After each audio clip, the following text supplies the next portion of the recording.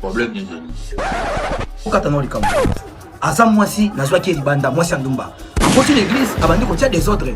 Alinga pe bisa foyer nanga na mwasi nanga. Naza na posa bolongo na pembeni nanga azongi la vina ya kindumba. Tela malikambo papa. Nga naza na posa ade do majenga. Nga na soma mwasi. Yo za ki nango ekisinga bato. Ebete na mosa. So me menga na église ebete na mosa. Ngoko de do majenga. Nga na yebi na leka 6 mois na mwasi za dali ba. Ade do majenga. Bon. Yo m'a mobile ya libéré yo. Moi c'est 10 ans de prison. Mokonzi. Ata yo mokonzi. Nga pena mtu basaka na nga mokonzi. Utika nga lala. Mokonzi. Na sacrifier ta butu mobimba pondo mokonzi. Yo bail. 15 ans de prison. Moi si.